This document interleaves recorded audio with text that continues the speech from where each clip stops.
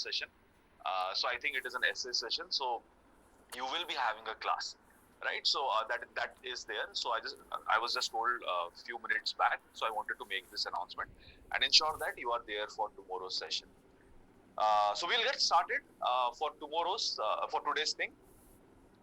So yesterday we were talking about the factors which impact population. And as I mentioned, right, understanding population is not something which is simplistic, right? Usually there is a perception that, okay, I mean, there will be certain kinds of preconceived notions that this is how population changes, right? Population growth is happening because people don't have access to contraceptives. These kind of assumptions people might have. These assumptions might be true, but that might not be the only reason. So in yesterday's session, we were looking at different kind of factors which has a bearing on population, which has an impact on population. So there are different theories. The Malthusian theory, which has proved to be wrong. Then you have the demographic transition theory. There is this usual assumption that population increases in an exponential manner, that population always keeps on increasing. Again, this is not correct, right? In agrarian societies, population is more or less stable. Death rates and the birth rates, they balance each other out. Only when the society moves towards industrialization, social transformation is happening. It has not completely become urbanized, industrialized. At this point of time, you will find death rates going down while the birth rates will increase drastically. Right? So this is the phase where you have population explosion. Then as the society moves to the next step, to the next, it becomes more industrialized and it becomes an advanced industrialized societies. So what happens? The societies change, the cultures change, the mindset change. People are no longer as religious as they were in the past. Position of women changes. So all these things have a bearing on the birth rates. The birth rates go down and the death rates were already low. Again, the population stabilizes. So this is how populations change. And already I showed you with the help of some evidence that we have, how population structures look like, right? How an advanced industrialized society's population structure, demographic structure looks like. So we looked at the population structure of Japan. We also compared India from 1950s to 2019, right? How things will look like in future. We also looked at different kinds of numbers. Yesterday when we were concluding, I had started one topic. I was talking about what kind of population policies we have had. And I mentioned that when India became independent, when India drafted its constitution, at that point of time also we had all these apprehensions. If we are going to have a large population, how are we going to provide different resources for our population? How will we ensure socio-economic development? So at that point, policymakers had all these concerns in their mind. And that is the reason nationwide programs were also initiated for population control, for stabilizing population growth. But keep in mind, the kind of methods that they were using, mostly they involved different kinds of coercion. Different kind of incentives as well as disincentives were being provided. Camps used to be organized. Sterilization targets were set. And in 1970s, during the time of emergency, all these reached a different level altogether. Sterilization targets were there. Bureaucrats were given some targets. They had to achieve these targets. So what happened was, the sterilization targets were achieved. The outputs were achieved. But if you look at the outcome, whether population growth is getting stabilized, that didn't happen. So at this point of time, you started questioning the government, the policymakers at that point of time, they started having different questions. They started to give it a thought. Whatever methods they had been employing till that point of time, maybe it was not working. Maybe they have to think of newer methods. And at international level also, different kinds of research were going on. Different kinds of developments were there. As a result of which, our policy is also changing. At that point of time, what you are doing, you are basically going ahead with family planning methods. Now you are realizing that maybe we should focus on family welfare. Maybe we have not taken into consideration certain factors. We are not trying to address those factors. And possibly that is the reason we are still having high population growth. In 1994, there was one conference, International Conference on Population and Development in Cairo. This particular conference, it is trying to understand the relationship between population and development. Remember, yesterday I was talking about, there was one statement that I was reiterating, that development is considered to be the best contraceptive. How come all these ideas came into being? They are all backed by research. This conference is also highlighting the same. It is trying to understand factors which can lead to socio-economic development. It is trying to understand factors which can ensure that population stabilizes. So there were different kinds of discussions in this conference. Different presentations were made. You had researchers, you had development practitioners, policy makers, all were part of this conference. And what is happening is, whatever is coming out of this conference, some concrete policy inputs, whatever policy outputs come from this conference, they are now shaping policies. They're acting as policy inputs for other developing countries. So 3-4 important points came out of this conference. So what we will do is, we will look at some of these points. The first thing, what is being suggested, what is one of the outcome of this conference is, countries should provide universal access to family planning and sexual reproductive health services, and they should provide reproductive rights. Now this is something which is very interesting.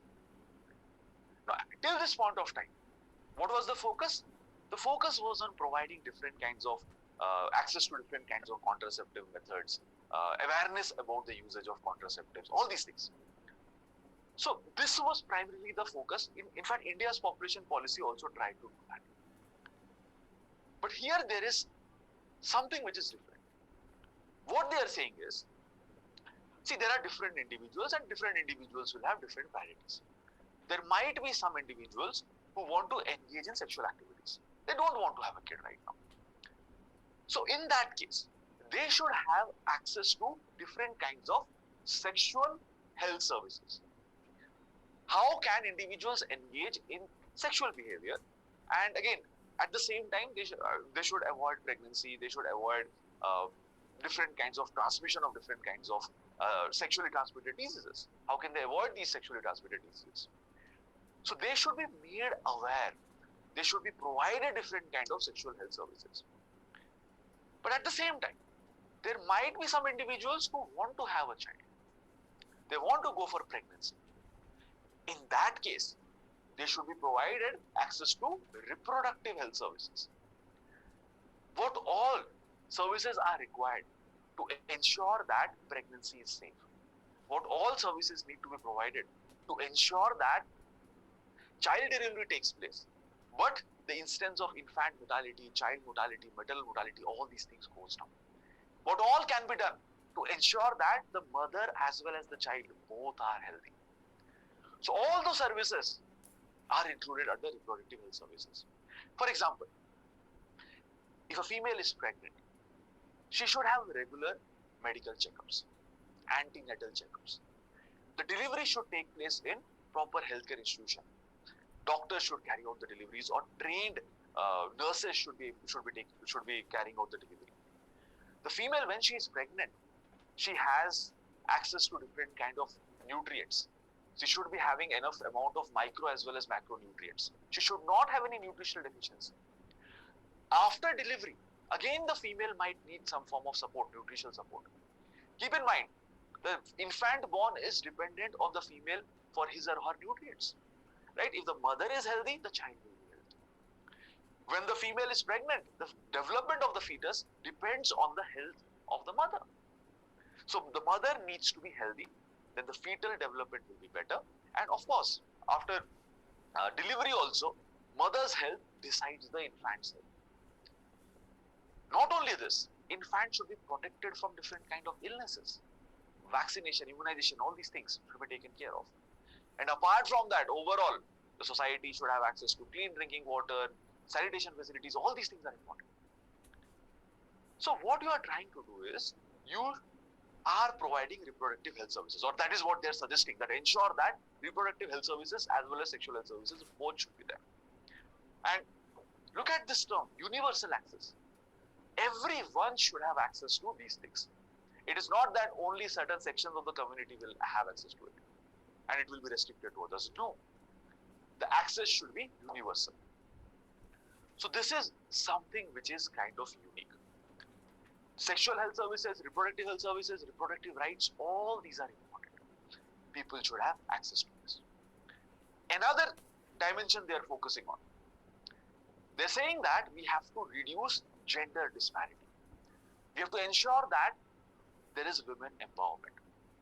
You have to ensure that girls are having access to education. They're having access to skill development. They're having access to different kinds of employment opportunities. Gender inequality needs to be reduced. Women empowerment is something that you have to ensure. Now, how all these things are linked with population? See, this is definitely one of the components of development, right? Women empowerment means development. But how is it linked with population? How it is linked with population stabilization? See, if women are empowered, they are going to participate in the labor force. They are going to be financially independent. They will not be vulnerable. They will ask questions. They will not accept whatever is being imposed on them. Also, they have a bright career in front of them, right? So they will not be willing to have 5-6 kids. It might impact their participation in the economy. Also, since they are educated, they're empowered, right? So it also changes the perception about women.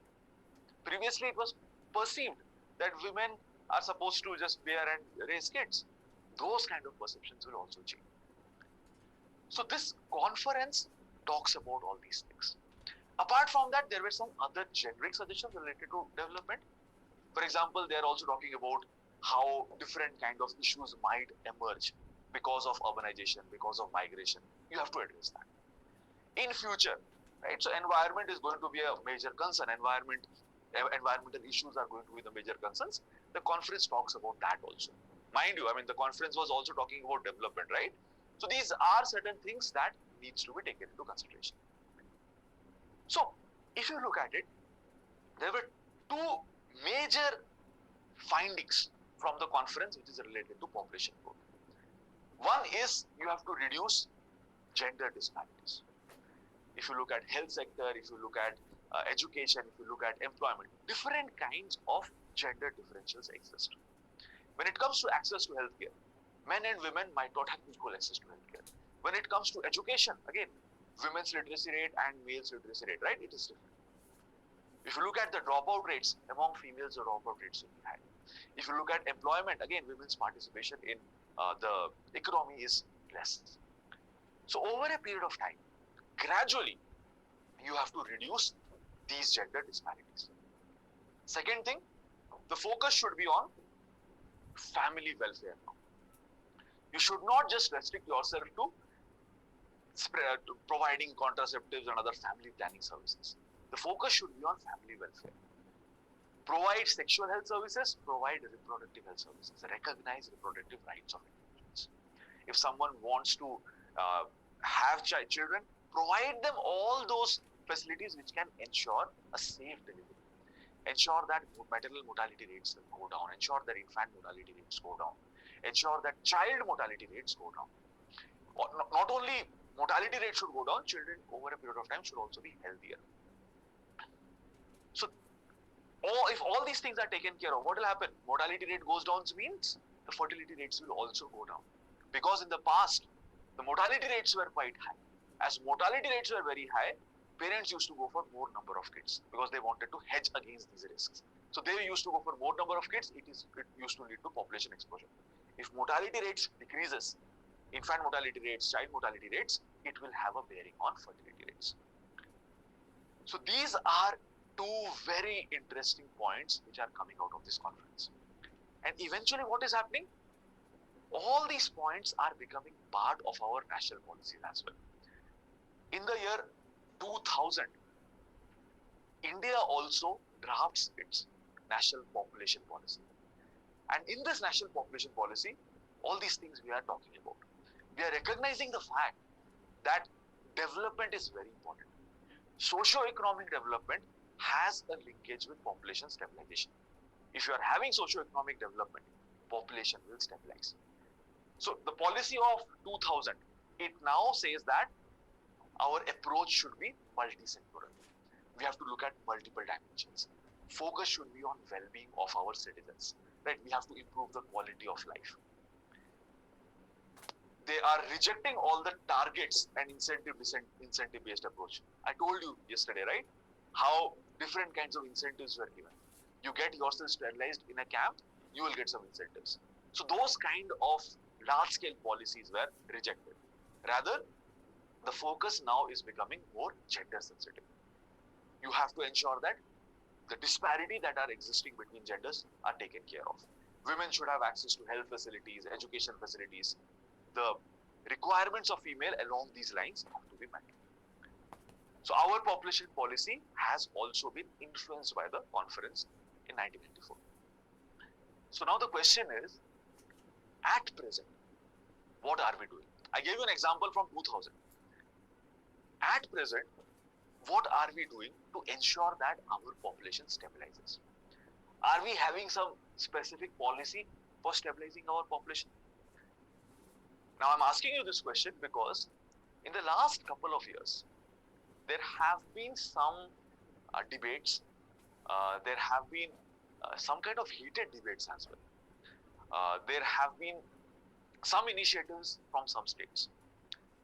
And there have been politicians, ministerial, they have also talked about the need for population control policies. Right? So some states, for example, UP, it talked about having a bill for population control. That means according to that particular law, if you are having more than 2 kids, maybe there will be some repercussions on it. In the state of Assam also it was being discussed.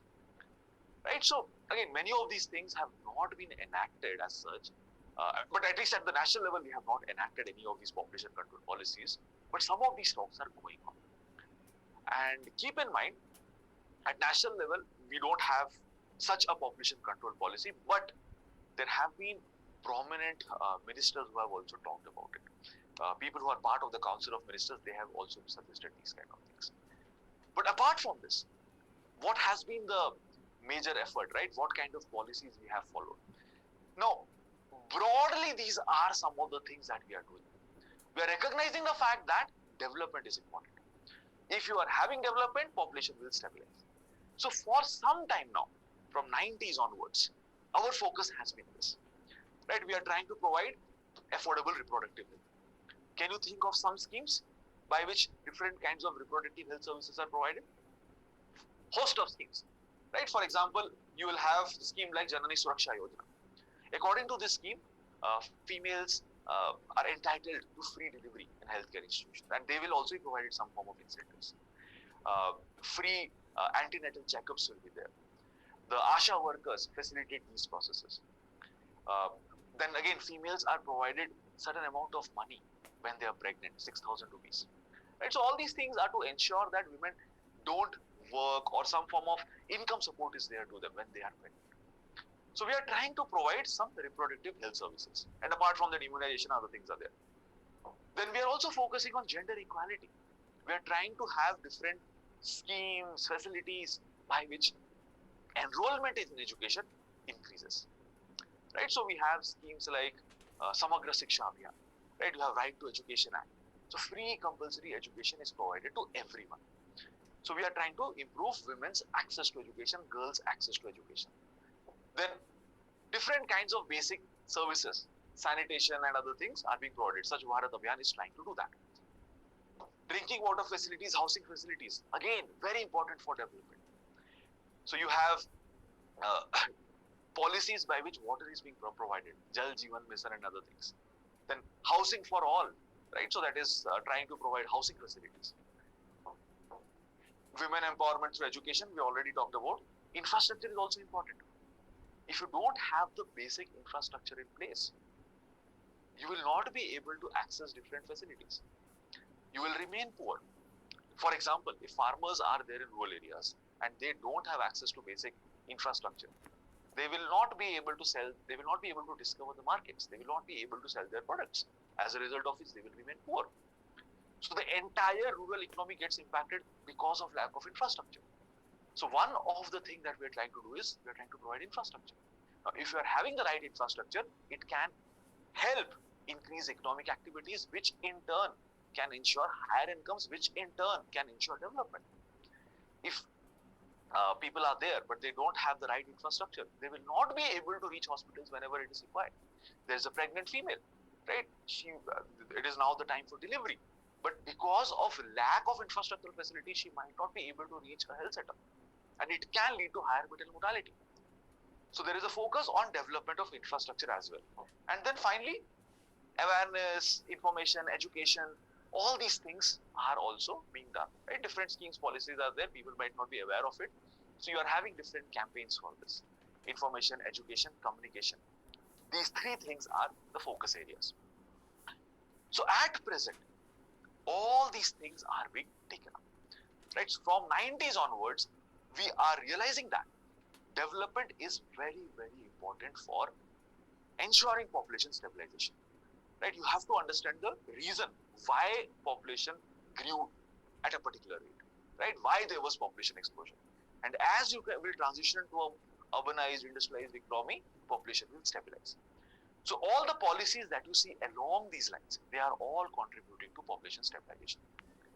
So then you will have a question now, if all these things have been helpful, right? Why have we seen these kind of debates? Right? Why some states, some politicians have been talking about population control? In fact, not the why part. You should actually be thinking whether these population control policies which are being discussed, does it make any sense? Look at the numbers that we saw yesterday. Think about the numbers. What we saw, the fertility rates have gone down. Right? At present, as per the National Family Health Survey data, the fertility rate is less than 2. It is well below the replacement levels. Apart from that, if you look at the census data, between 1991 to 2001, between 2001 to 2011, for both the decades, the population growth rates have declined. Right? So population growth rate is declining, and then your fertility rates have also gone down. So does it even make sense to have a population control policy?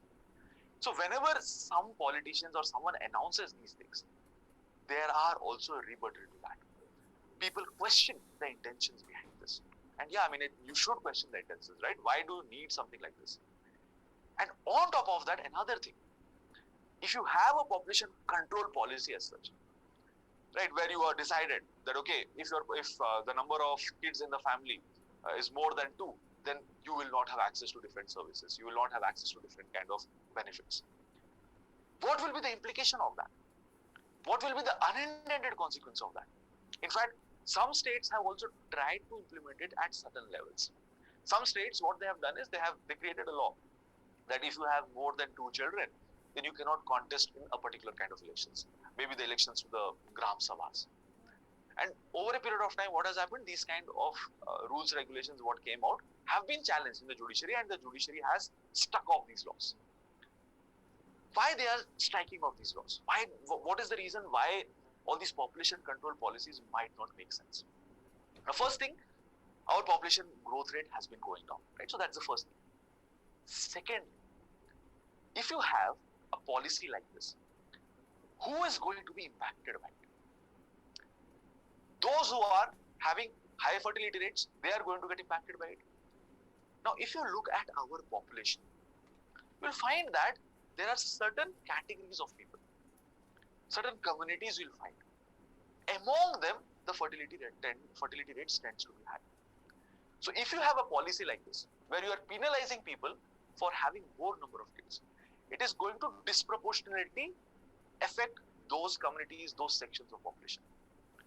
Now, who are these people? For example, let's look at the fertility rates in rural India, let's look at the fertility rates in urban India. So in rural India, the fertility rates average is 2.4. Urban India, the fertility rate is 1.8. So most likely, in rural India, you will have families which are larger. You will have families which has more than 2 kids on an average. So when you have these policies, people in rural India will be impacted more than people in urban India. So people in rural India are going to get penalized for having more number of kids. Is this just? Think of it. Why they are possibly having more number of kids? Fertility rate is dependent on development. It is dependent on different host of factors. So why should you be penalizing them? Shouldn't it be the role of the state to ensure socio-economic development, which in turn could have reduced the fertility rates?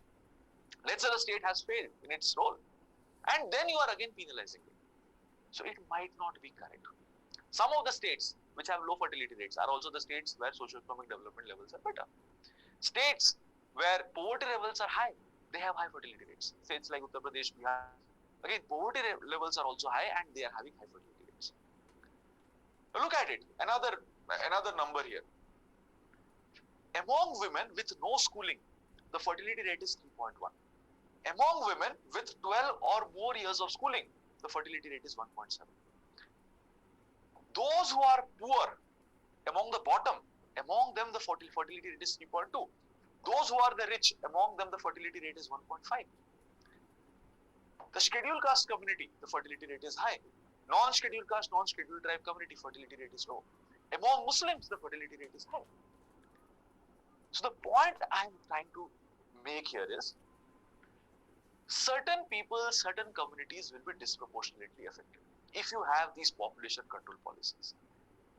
And should you be penalizing them when population is dependent on things like socio-economic development? Right? So they have not been the beneficiaries of development. The state has possibly not been able to find out ways to ensure socio-economic development. Those places where socio-economic development has happened, fertility rates has gone down.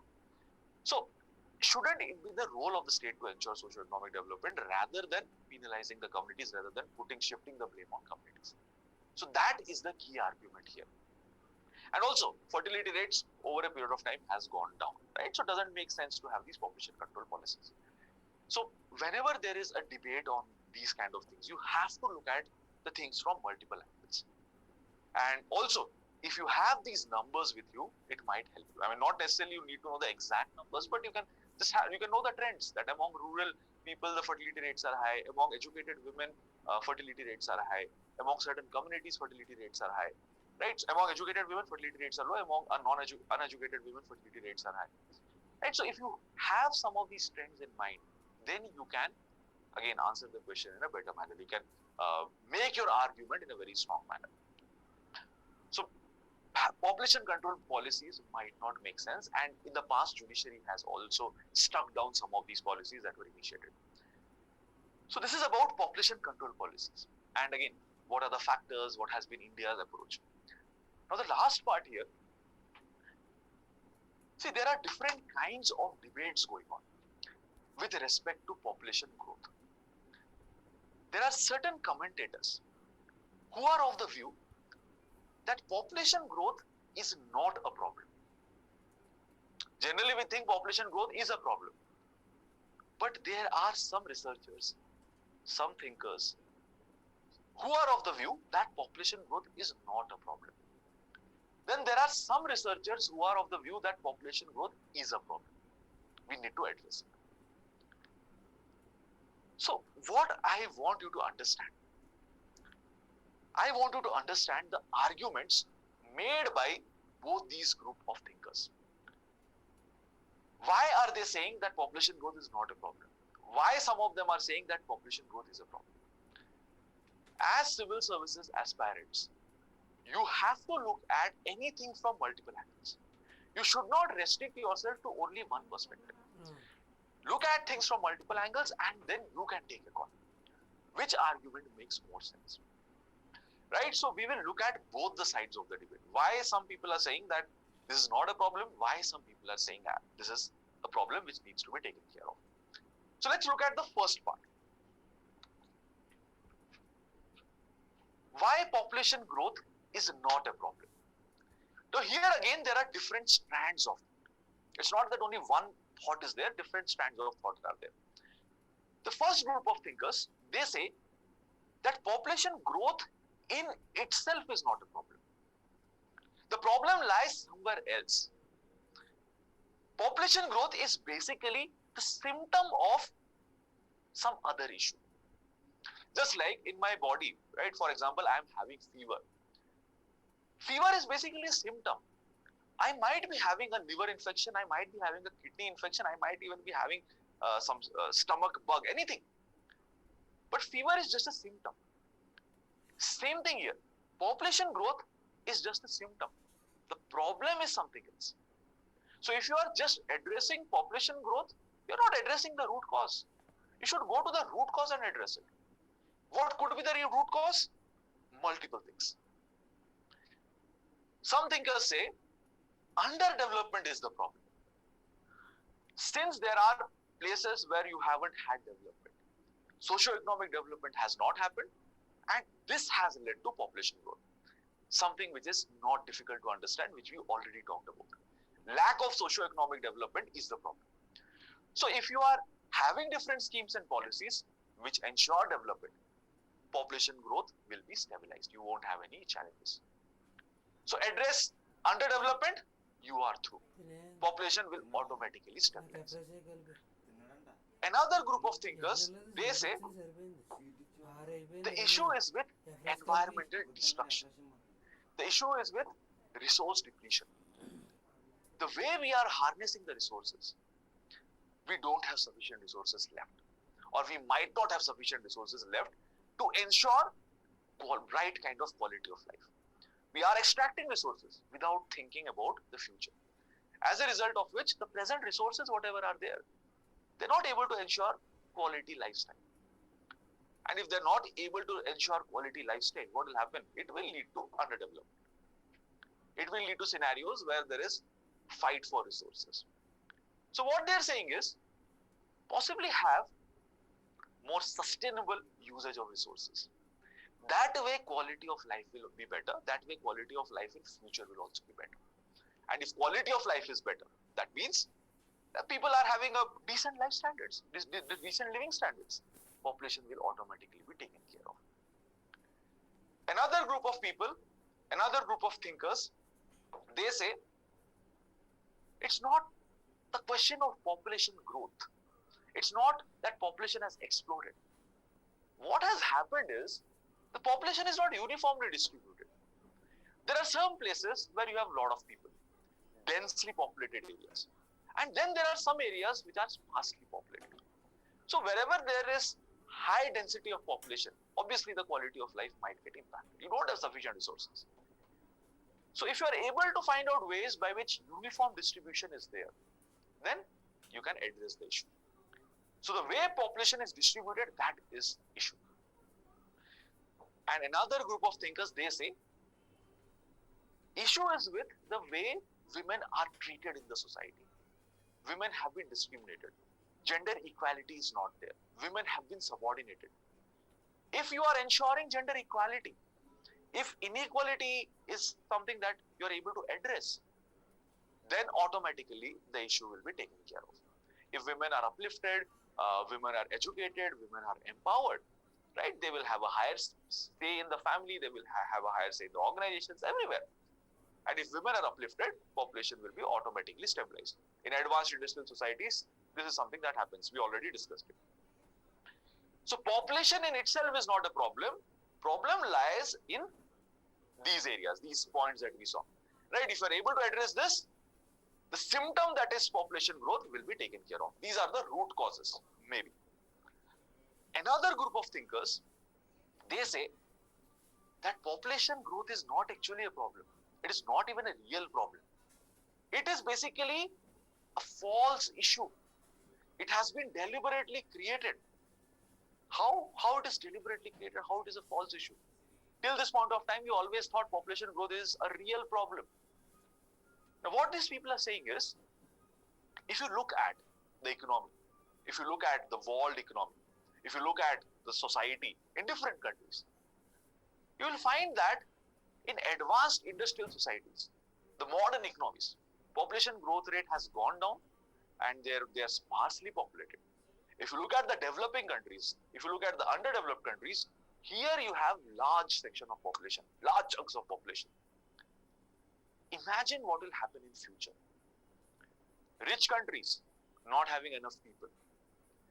The developing countries having enough people. The developing countries are having some sufficient number of people. They can maintain large armies. They are the ones who will have a lot of people who can contribute to economic activities. They will be strong militarily. They will also be strong economically. So what will happen? At present, whichever are the affluent countries, they will lose out their advantage. Because in future, the developing countries, they will have young population, they will have working age population, who will be part of their militaries, who will be participating in different economic activities, who will ensure economic growth. So at present, whatever developed countries that you have, modern economies that you have, they might lose their advantage in future. So maybe these developed economies, they are afraid of possible circumstances, consequences in future. So they have created this entire false issue. They are saying that, no, you need to control your population. Maybe they have created these kind of illusions out there. Maybe this is the propaganda that you need to address population growth. That way, in future, maybe whatever comparative advantage they would have lost will not be lost for them. So it's a deliberately created false issue by some of the advanced economies right now, because they are possibly afraid that in future they will be militarily and economically less powerful. Then there is another group of thinkers who say that population growth is something which is desirable. If you are having population growth, you will have good number of people who can work for your economy. And if you have a good number of people working for your economy, there will be economic growth, economic development. So it is something which is desirable according to some people. So this is what one side talks about, right? Two sides we mentioned, one side talks about this. Now what about the other side? Population growth is a problem. So this side says that it is a problem, population. It can lead to increase in poverty. If your population increases drastically, but you don't have the capacity to deal with that population, whatever resources that you have, it is getting divided among a lot of people. It will lead to decrease per capita availability of resources. Per person, whatever resource is there, it has become less. So it is going to increase poverty. It can slow down economic growth. You are not able to provide education, you are not able to provide skills to your population.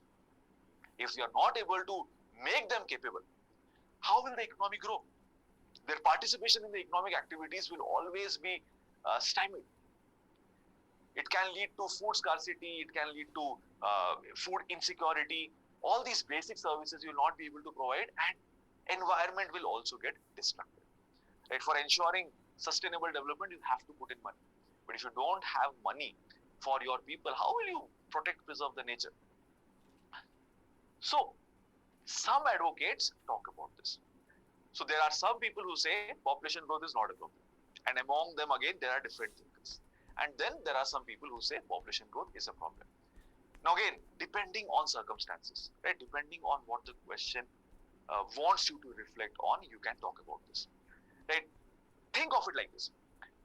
If in case population is happening at a very fast pace, and in that scenario, try to find out what could be the reason why population growth is happening, and then try to base your answer. If you have found out the factors responsible for high population growth, and some of these things might not be desirable. For example, gender inequality can be one of the reasons why there is high population growth. In case of India, that is one of the reasons. Right? So in that case, you have to substantiate that, okay, no, we have to ensure that women's position in the society becomes better. Gender inequality has to be taken care of. It has to be reduced. We should have a more gender equal society. And that way what will happen? Population, you can stabilize. And at present also, right, we are moving towards equality, but again, we are not a completely equal society. Similarly, underdevelopment definitely is one of the reasons why we have high population growth. You have pockets of land, you have certain communities among whom fertility rates are high. There are certain regions where population growth rates are high. So, find out what is the issue, what is the reason, right? And in case of India, it is, what the trend suggests, right? Population growth rate is going down. So maybe we are moving in the right direction. So the point of discussing these two sides of the debate is, we should always have a bird's eye view. We should look at multiple angles. For example, when we're talking about regionalism, there also we saw both the sides. There can be positives, there can be negatives. But what is important is evaluate which is the larger factor, which is the dominant factor. Here also, right, there are certain positives, there are certain negatives. Look at both. If you are having a population which you are not able to manage, in that case, all these issues you might have. But in case of a country like India, where the population is gradually stabilizing, right, fertility rates have gone down, population growth rate has gone down, it might not be an issue. So this is about population, the different theories related to population, different factors impacting population, what are some of the trends where India is heading, what is the larger policy approach, right? This is the most important thing. What is the policy approach? What should be the policy approach, right? Instead of having all these coercive mechanisms, we have moved forward, right? We are now focusing on family welfare. We are now trying to understand the root cause why there is high population growth, and we are having concerted efforts for that. And all the policy schemes that you see around you, they have a role in ensuring socio-economic development, which in turn can help address population growth. So there are two questions. What I would suggest is, answer this question right now. Right now in the sense, in the next few days. This is the most important thing that you have to answer. And you can start exploring how to answer this question. If you are able to answer this question, the first one, well and good. If you are not able to answer, don't worry. This question talks about the linkage between poverty and population. The question asks whether population causes poverty or poverty causes population. Since you might not have a very good understanding of poverty, because poverty is something that we have not studied, it is something which is part of social justice. So you might not have a complete understanding of it. Once poverty you have studied, you can answer it. But if you want to take a stab, you can do that. This is a question that you have to answer. Empowering women is the key to controlling population growth. Discuss. Right? How women empowerment and population growth, how they are linked with one another. So think about the role, think about the linkage, think about what all has been done to empower women, think of what more can be done to empower women. Think of all the policies that are right now available for empowering women. It can be about reproductive health of women, it can be about reproductive rights of women, it can be about sexual health of women, it can be about education, empowerment, skill development of women. All the policy schemes, initiatives for women empowerment you have to include here. Right? How women can have greater access to healthcare facilities, what we are trying to do. Right? All those things include here, your answer is done. If you are in sync with current affairs, right, it should not be a problem to answer it. So these are two questions. This one has to be attempted now for sure. This one, again, up to you. You can take a stab, or maybe once you are done with social justice, or once you have studied economics, right, there also you study poverty, you should be able to answer it. So this is poverty. We will take a few questions before we move to the next bit. So there are a couple of questions. Yeah, we'll come to some of these things when we discuss social justice. And again, it's not, you need an entire session to discuss about education and other things, right? It's not just something that I can talk about in 30 seconds and I can conclude.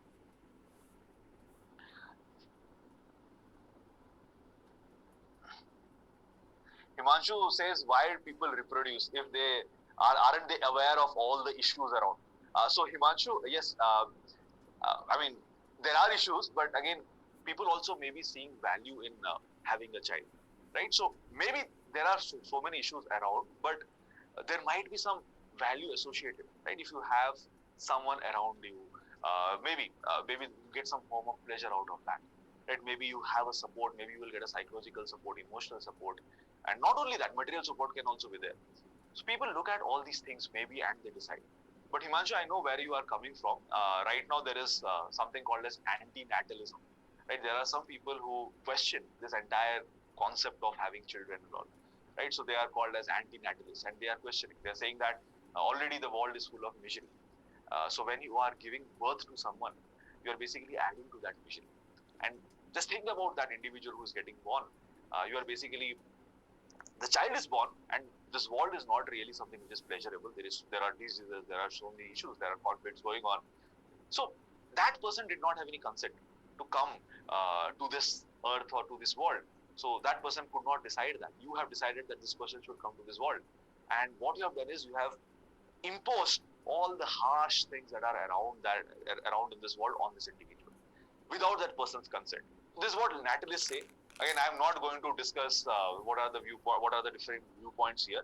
But Himanshu, I can understand where you are coming from. Maybe you can just look at who are these anti-natalists and all, right? So that perspective is here. Yeah. So let's move to the next topic. We are almost at 6:30.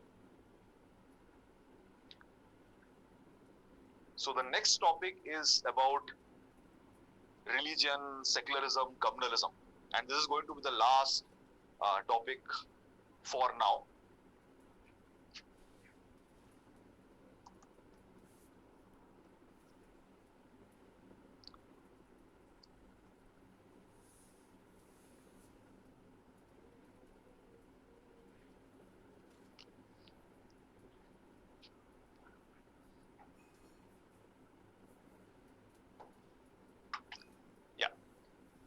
So the next topic is secularism and communalism, and both these terms, they are linked with religion. So for understanding these terms, what we will do is we'll first try to understand what is religion. Then we will try to look at some kinds of religious phenomena apart from secularism, communalism. For example, we'll talk about fundamentalism, religious revivalism, and then we will talk about these two topics. So the next 2 hours that we have, right, all these things we are going to talk about. What is religion? How religion is different from science? What are the different phenomena related to religion, which also includes secularism, communalism. So why are we going to discuss all these things apart from secularism, communalism? Many times, right? You get all these things in the news. When you're reading newspaper, you'll come across terms like revivalism. You'll come across terms like fundamentalism. So whenever you come across these terms, you should not get confused. And also, these topics are important from the essay perspective. In essays, you get these kind of questions.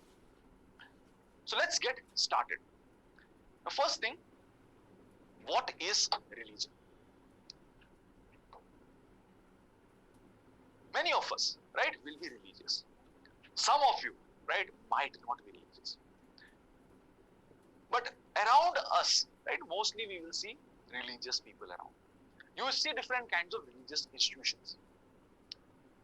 But have you ever given a thought, what is the meaning of religion? Generally, whenever I have interaction with students, right, in person or interaction with people around me, we talk about religion, or we might talk about religion, something will come up. And usually, people think that religion is about worship of a god. Some people think like that. Some people will say it is a way of life. They might not be wrong as well. Some people will say it is about faith, it is about belief. Yes, they are also correct. And then some people will say it is about certain kinds of practices. That might also be correct. But keep in mind, all these things are kind of values, they are also kind of norms. When a child is born,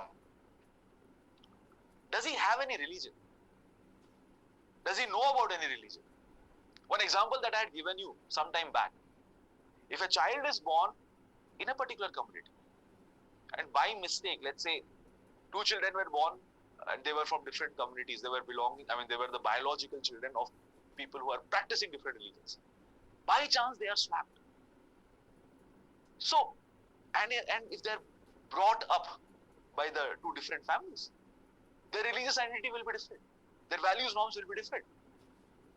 When you are born, you are just a clean slate.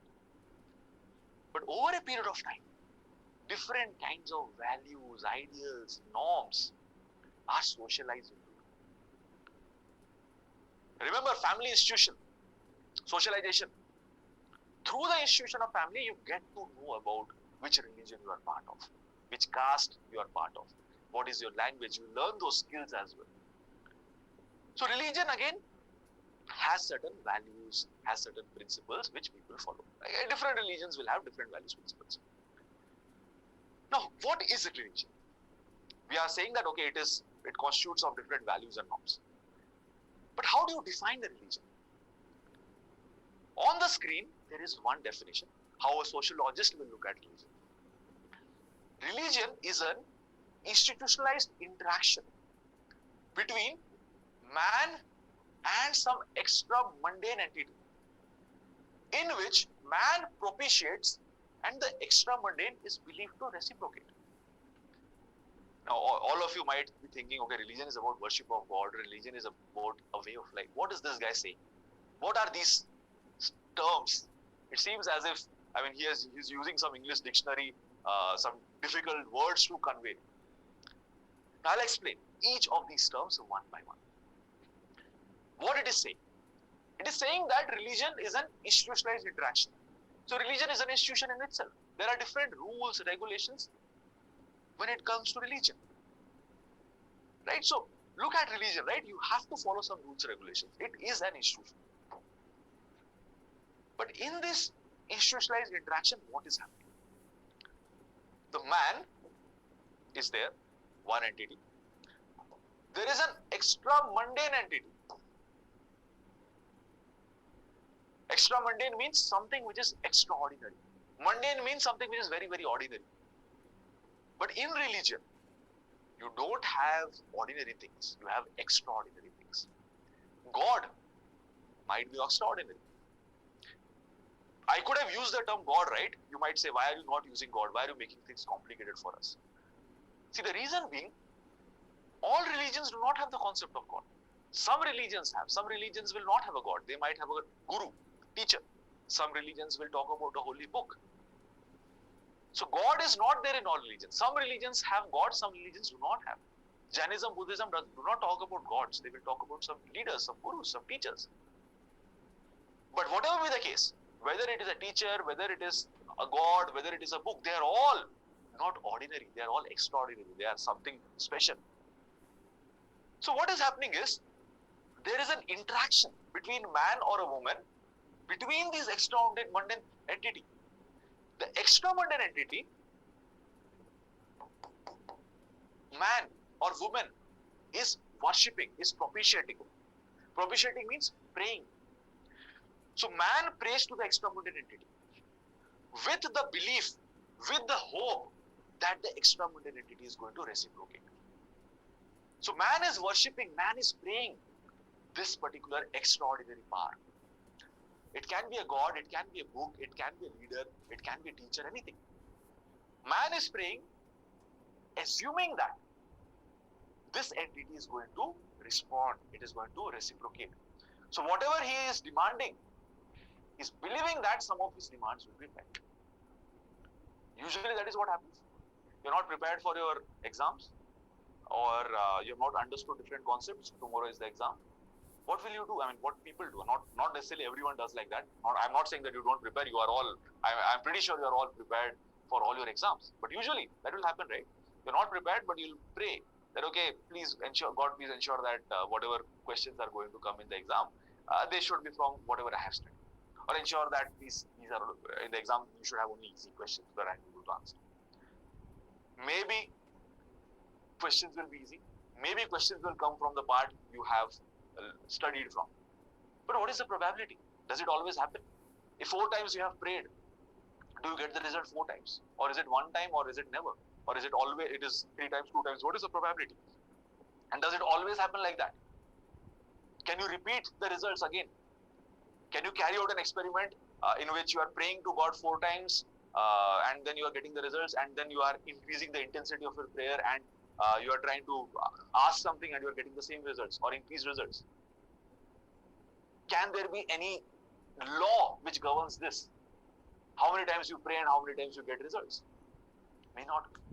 All these things are based on faith. You believe that if you are asking something to this extraordinary power, the extraordinary power will reciprocate. It may or may not, but you have that faith, and you does not refer to you, people. So in religion, what is happening? There is some form of interaction. There are rules, regulations governing the institution. Man is praying, asking for something to an extra-mundane entity. And it is believed that the extra-mundane entity will reciprocate. That is what religion is about. And this extra-mundane can be God, can be Guru, can be a sacred book, etc. Whatever be the case, it is all based on faith. It is non-empirical. You can't collect data that how many times you have prayed to God, how many times you have got the result. If you start analyzing all these things, maybe you will start questioning. Maybe you will not get the results as expected. So people believe, people have this faith. So this is religion. I mean, in a very nutshell, I am explaining this. If you are studying sociology, anthropology, you will get into details, but this is what religion looks like. Now the question is, how is religion and science linked? Are there any similarities? Are there any differences? Both religion and science guide us. Both religion and science, they are bodies of knowledge. Religion is also a body of knowledge, right? It talks about multiple things. What you should do, what you should not. You should not harm others. You should help others. Religion talks about that. Love your neighbor. Religion talks about that. Science is also a body of knowledge. Right now, as we are discussing things, right, we are using technology. And technology is, again, based on science. So science is also a body of knowledge and religion is also a body of knowledge. Both are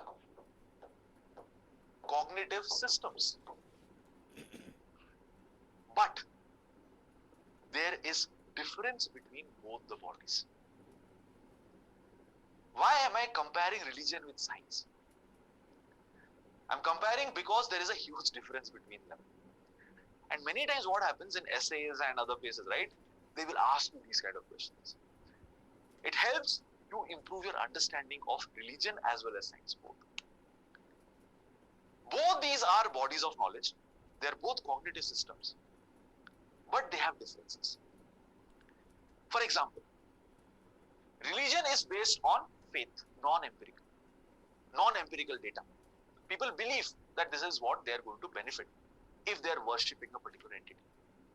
Science is based on empirical evidence. What is this? What is science rather? Science is a body of knowledge which is formed on the basis of observation, experimentation, and generalization. Observation, experimentation, and generalization. In science, what happens? First of all, you observe a phenomenon. Then you will try to replicate it. You will do experiments, you will carry it out multiple times. And if you are getting the same results again and again, then you will now create a formula which can be applied again and again. One example, Newton. He was sitting under an apple tree. He saw an apple falling. This is something he observed. Then what he is doing? He is carrying out experiments. He is doing the same experiments with a ball, with other objects from different heights, in different places. And he is realizing that, okay, because there is some force, the force of gravity, things are falling now. And then he comes up with different kinds of generalizations. He creates different laws. So, science is a body of knowledge which has been created using observation, experimentation, and generalization. Generalization means you have now created a laws which can be applied everywhere. So you now know about the laws of gravity. And so you know how gravity can also be overtaken. And that is how flights, space shuttles, all these things are developed. So what Newton is observing under an apple tree, from that whatever results he is getting is now used everywhere. So there is predictability. In religion, that might not be the case, right? Everything is based on faith. It is non-empirical. It cannot be measured. Empirical, it can be measured. Science can be measured. Second difference. Science is utilitarian. There is some utility. For example, this is a remote technology developed on the basis of science. There is a utility to it. It can be used to change slides. See, I'm able to change it. It serves the purpose. This marker, again, has been developed with the help of science. Has a purpose, can be used to scribble here, can be used to make paintings, can also be used to erase whatever is there on these slides. So it has some utility and it fulfills the purpose. What about religion? Is it utilitarian? If you demand something, will you always get it? Maybe not. Maybe in some cases you get it, maybe in some cases you don't. So primarily it is non-utilitarian. If you, let's say, decide not to prepare for the civil services examination and you just pray to God that, okay, I'll crack civil services. Will you be able to crack it?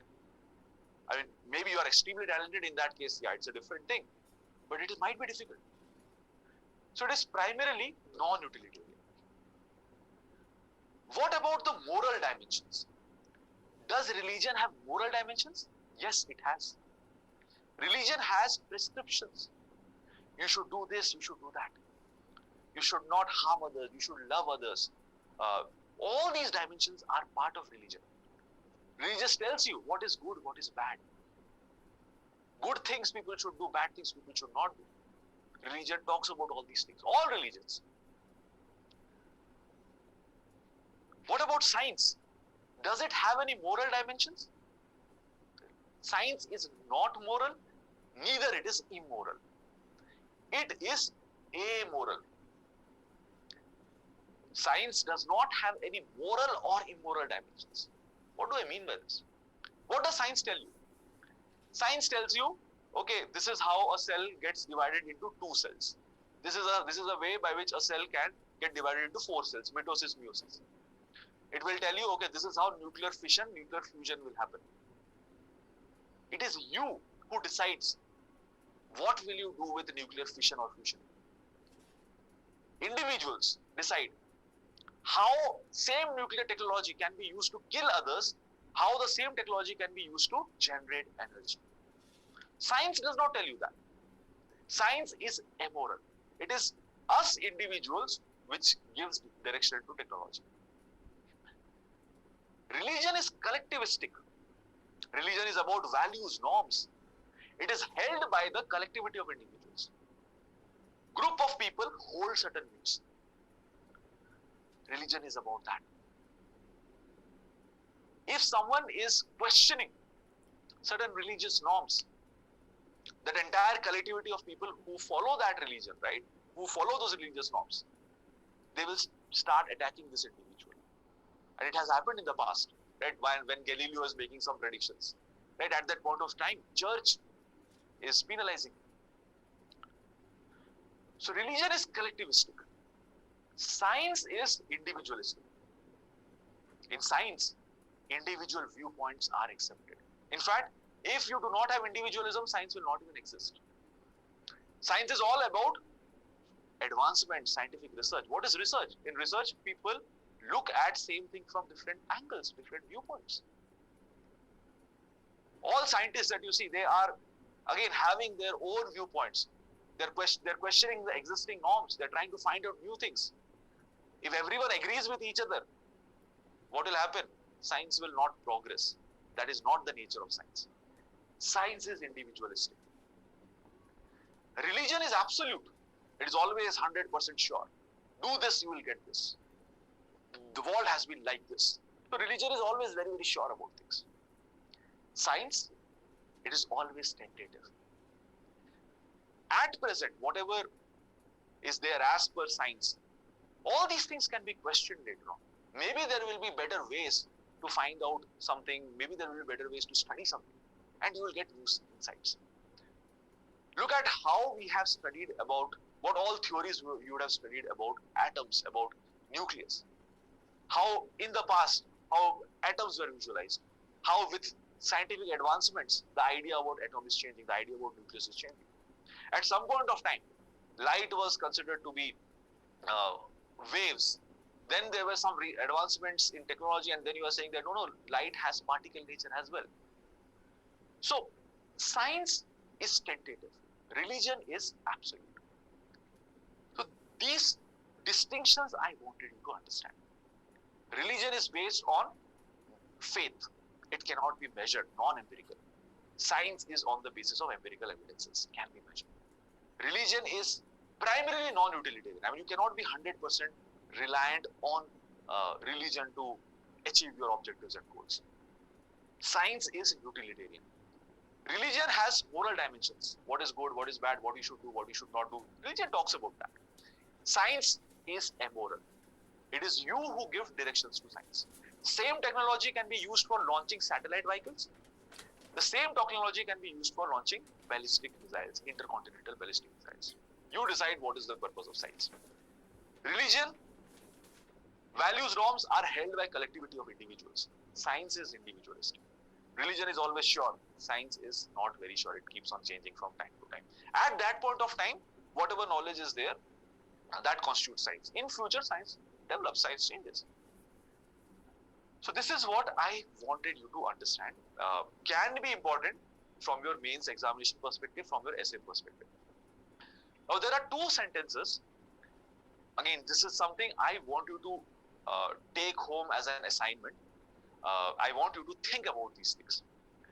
First sentence, because of science, the omnipotent God has been reduced to the God of gaps. This is a statement. Maybe they will ask you in essay or somewhere else. Another sentence, science is blind without religion. Religion is lame without science. So it is kind of a take-home assignment. You have to think about it and try to jot down points, what it refers to. I'll give you some hints here. The first one, I'm giving some hints. Because of science, the omnipotent God has been reduced to the God of gaps. What is omnipotent? Omnipotent means all powerful. Something which is powerful, potent, powerful. Because of science, omnipotent God has been reduced to the God of gaps. Now, in the past, when scientific advancements were not there, at that point of time, whenever people had any problem, they used to reach out to religion, to gods. For example, there is, let's say, a flood happening, or let's say there is a cyclone. People will pray to God.